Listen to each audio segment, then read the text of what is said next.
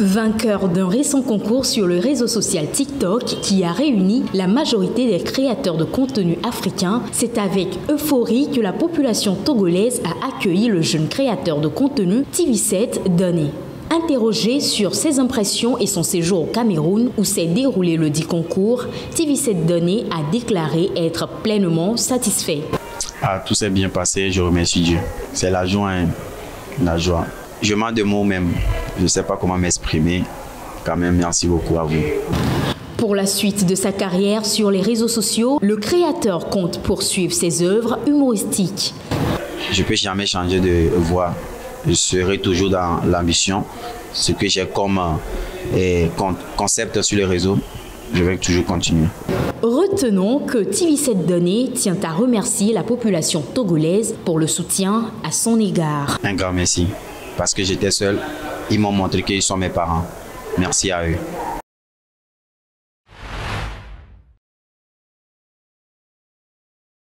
Le Togo continue d'élargir son réseau de télécommunications régionales.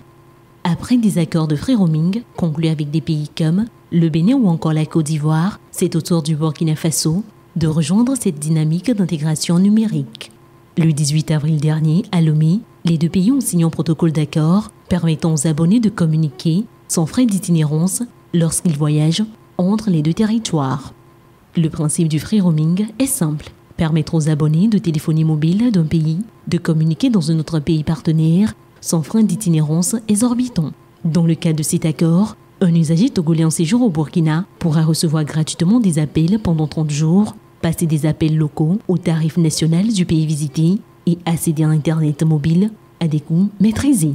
Les Burkinabés bénéficieront des mêmes conditions lors de leur déplacement au Togo. L'accord entrera en vigueur le 30 mai prochain. Cette avancée s'inscrit dans le cadre de la mise en œuvre du règlement régional de la CEDEAO sur le free roaming visant à faciliter la mobilité et à réduire les barrières numériques dans l'espace communautaire. Il devrait aussi répondre à une demande croissante des citoyens, notamment des commerçants, étudiants et professionnels, souvent confrontés à des coûts élevés de communication à l'étranger. Avec ce partenariat, le Togo confirme son ambition de faire du numérique un levier d'intégration et de développement pour ses citoyens et ses voisins. Pour les consommateurs, cet accord représente un gain économique, mais aussi un symbole, celui d'une Afrique de l'Ouest qui se parle plus librement, sans frontières numériques.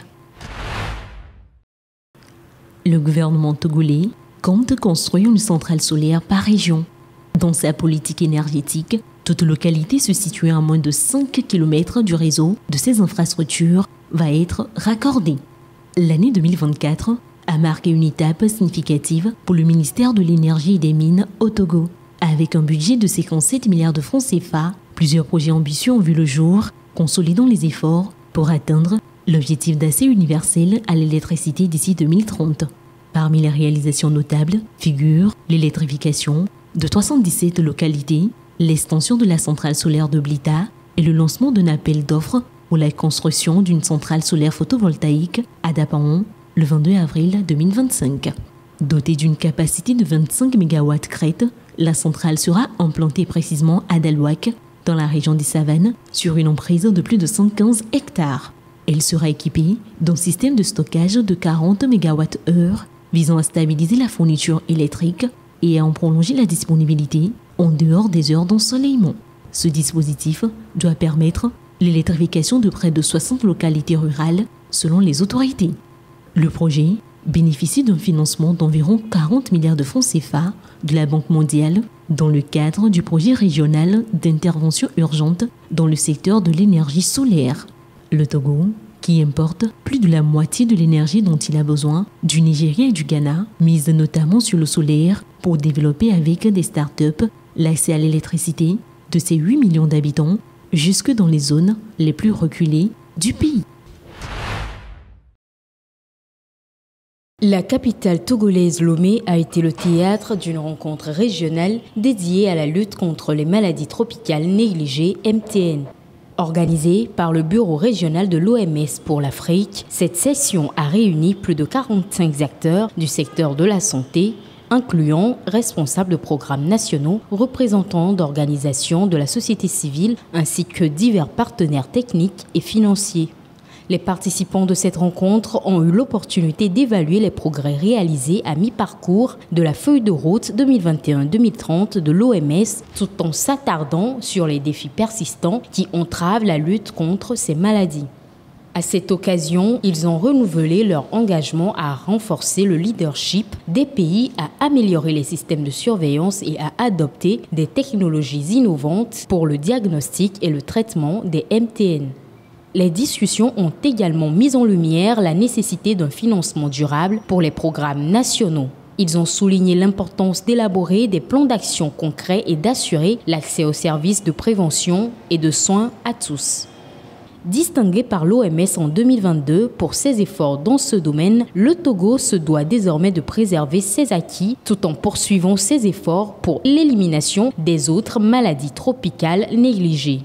Les engagements pris lors de cette rencontre régionale devraient donner un nouveau souffle à la lutte avec l'espoir d'améliorer la santé des populations de la région. Notons que les maladies tropicales négligées affectent des millions de personnes, principalement dans les régions les plus pauvres et les plus vulnérables. Sur le continent, plus de 1,7 milliard de personnes vivant avec des communautés marginalisées sont menacées par ces maladies endémiques selon l'Organisation mondiale de la santé, OMS.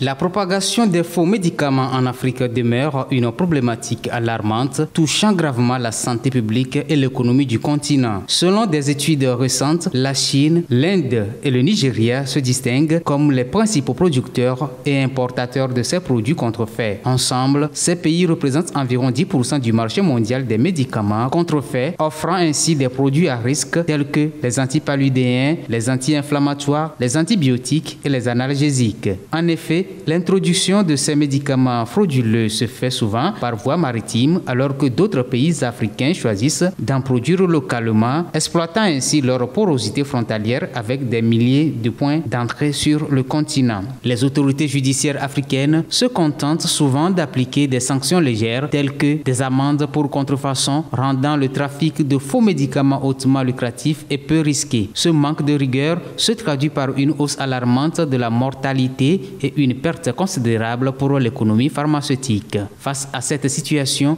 le Kenya se distingue par des initiatives proactives. Le pays a établi un partenariat avec la MEDES, Mission for Essential Drugs and Supply, et des organismes américains pour mettre en place des standards stricts de produits pharmaceutiques, lesquels sont déjà suivis par 140 pays. L'objectif est de garantir la visibilité et la viabilité des médicaments consommés.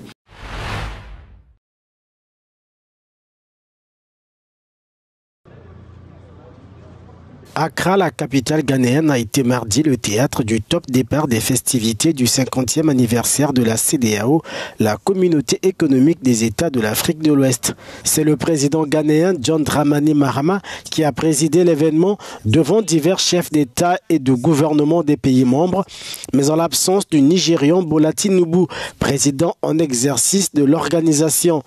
C'est le 28 mai 1975 que la CEDEAO a été créée à Lagos, au Nigeria, afin de favoriser l'intégration économique des pays de la région ouest-africaine. À l'actif de l'organisation, la libre circulation des personnes dans la région et l'harmonisation des droits de douane, entre autres, la CEDEAO entame les festivités de son demi-siècle d'existence sur fond de division. Le Mali, le Niger et le Burkina Faso ont quitté le navire depuis janvier dernier. Ces pays, gouvernés par des régimes post-coup d'État, font maintenant partie de la Confédération des États du Sahel, confirmant la rupture avec la communauté ouest-africaine.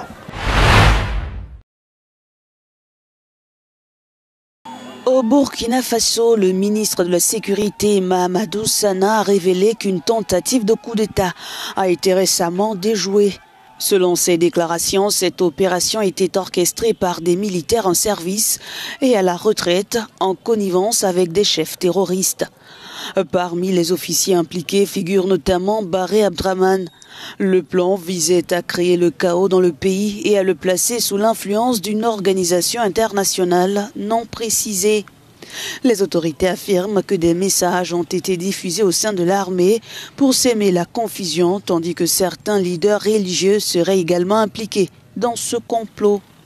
Une attaque ciblant le palais présidentiel était prévue pour le 16 avril dernier dans le but de désorganiser l'armée.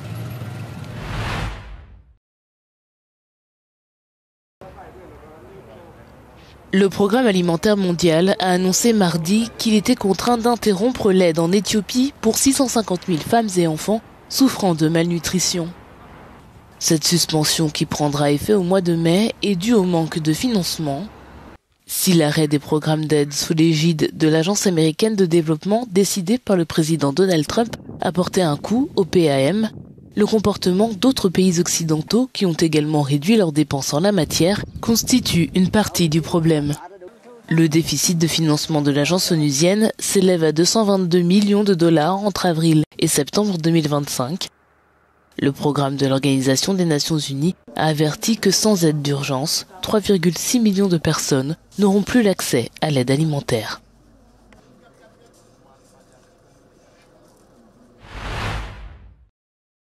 Les cardinaux se sont réunis au Vatican pour organiser les funérailles du pape François qui se tiendront samedi prochain à partir de 10h sur la place Saint-Pierre. Les prélats doivent également planifier le conclave lors duquel ils éliront le prochain chef de l'Église catholique. Lundi soir, le camerlingue irlandais Kevin Farrell a procédé au rituel de la constatation de la mort du souverain pontife au sein de la chapelle de la résidence Sainte-Marthe au Vatican. C'est là que repose sa dépouille qui sera transférée à la basilique Saint-Pierre mercredi afin que les fidèles puissent lui rendre hommage. Le pape, qui a exprimé la volonté que sa sépulture soit sobre, a été mis en bière dans un cercueil simple, sans décoration. L'homme d'église sera inhumé non à la basilique Saint-Pierre comme il est coutume de le faire depuis 3 siècles, mais à celle de Sainte-Marie Majeure de Rome, à proximité d'une icône de la Vierge. Après chaque voyage à l'étranger, le chef de l'Église catholique avait pour habitude de se recueillir auprès de cette peinture de style byzantin.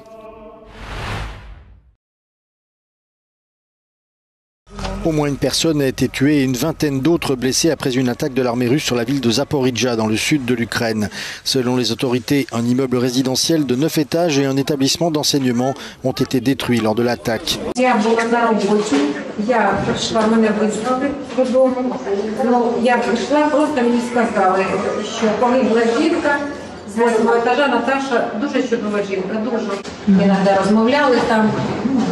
Общалися. А так гарна жінка, жалко, просто ужас.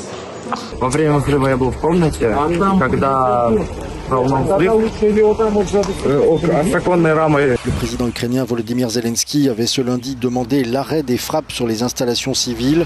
Le porte-parole du Kremlin a déclaré que la Russie était prête à examiner la proposition, mais qu'aucun pourparler n'était prévu pour l'instant et que la conclusion d'un tel accord pourrait prendre du temps. Dans la nuit, un autre bombardement à l'aide de drones a eu lieu sur Odessa. Les services des situations d'urgence ont déclaré qu'un immeuble résidentiel situé dans une zone urbaine densément peuplée a été touché lors de l'attaque. Après que le président russe Vladimir Poutine a déclaré un cessez-le-feu samedi, l'Ukraine a déclaré qu'elle était prête à rendre l'appareil, mais selon Volodymyr Zelensky, les attaques russes se sont poursuivies de plus belle. Ce dernier a parlé de près de 3000 violations de cessez-le-feu au cours des fêtes de Pâques, un chiffre invérifiable. La Maison-Blanche a défendu lundi le secrétaire à la Défense Pete Hegseth dans le cadre d'un nouveau scandale lié à la messagerie Signal. Dimanche, des rapports ont fait état d'un deuxième chat au cours duquel Pete Hegseth aurait échangé des données militaires sensibles avec des membres de sa famille. Ni la Maison-Blanche ni Pete Hegseth n'ont démenti les principales affirmations du rapport. Au contraire, le président Donald Trump a qualifié l'article de fake news et a déclaré que Hegseth faisait un excellent travail en éliminant, je cite, les brebis galeuses du Pentagone. Are you bringing up Signal again? I thought they gave that up 2 weeks ago. Just the same old stuff from the media. That's an old one. Try finding something new. Pete Hegseth a de son côté attaqué les médias et les auteurs de fuites et s'est engagé à poursuivre ses réformes au sein du ministère de la Défense. What a big surprise that a few leakers get fired and suddenly a bunch of hit pieces come out from the same media that peddled the Russia hoax. Won't give back their Pulitzers. They got Pulitzers for a bunch of lies. This is what the media does. They take anonymous sources from disgruntled former employees and then they try to slash and burn people and ruin their reputations. Not going to work with me. Le second chat contiendrait des informations sensibles, similaires à celles d'un chat précédemment révélé, impliquant des hauts fonctionnaires qui fait déjà l'objet d'une enquête. Les démocrates menés par le sénateur Chuck Schumer exigent que Pete Hegseth soit licencié en raison des problèmes de sécurité répétés. Cette controverse s'inscrit dans un contexte plus large de troubles au Pentagone, avec notamment le départ récent de plusieurs collaborateurs de haut niveau.